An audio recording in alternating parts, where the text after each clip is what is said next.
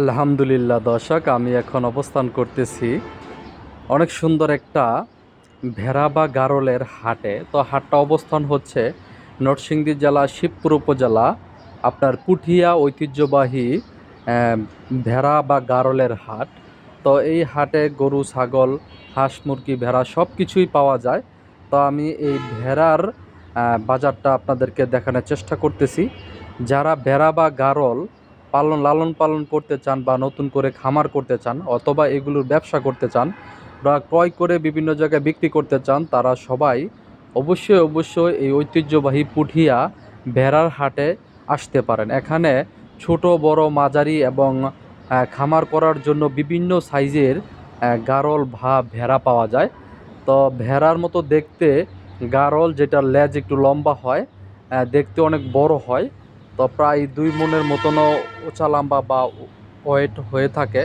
তো এই বাজারটা থেকে বিভিন্ন অঞ্চলের মানুষ এই ভেড়া বা গারল ক্রয় বিক্রয় করে থাকে। তো সেই বাজারটা আমি আপনাদের কাছে তুলে ধরতেছি। বর্তমানে অনেক যুবক আছে যারা এই ভেড়া বা গারলের খামার করতে চায়। তো আপনারা এই বাজারে আসতে পারেন, এখানে বিভিন্ন বয়সের ভেড়া বা গারল পাওয়া যাচ্ছে।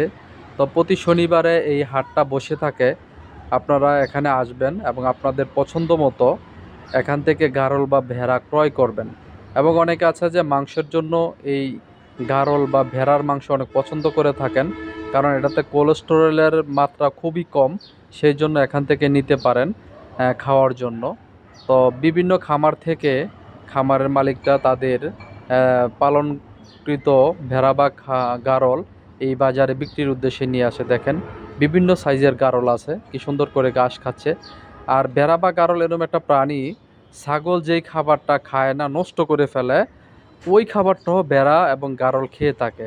এই জন্য এই গারলগুলো পালা খুব সহজ, কারণ এরা দলের যে নেতা আছে, সিনিয়র আছে, এরা দলবদ্ধভাবে থাকতে পছন্দ করে এবং সিনিয়র বা দলের যে বড় সিনিয়র যে আছে, সে যেদিকে যায় তারা কিন্তু সেদিকেই রওনা দেয়। এই জন্য ছাগলের থেকে ভেড়া বা গারল পালাটাও অনেক সহজ হয়ে থাকে, কারণ এরা দলীয় নেতাকে অনুসরণ করে। দেখেন কত বড় একটা গারল, এটা পুরুষ গারল, এটা দিয়া সম্ভবত বীজ দেওয়া হয়।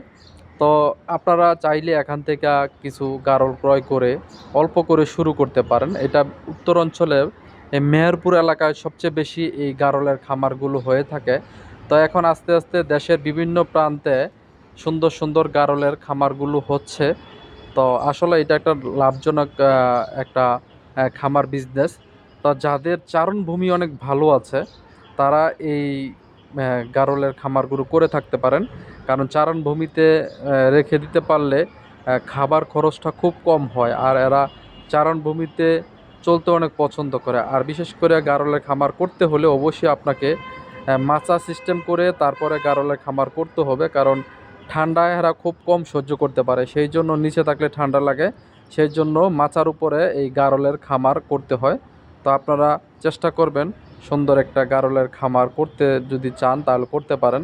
পরীক্ষামূলকভাবে অল্প করে শুরু করেন, ইনশাল্লাহ দেখবেন এখান থেকে আপনি ধীরে ধীরে ভালো একটা রেজাল্ট পাবেন। তো ভালো থাকবেন, সুস্থ থাকবেন। আর যদি কোনো মতামত থাকে অবশ্যই কমেন্টস করবেন। আল্লাহ হাফেজ, টাটা।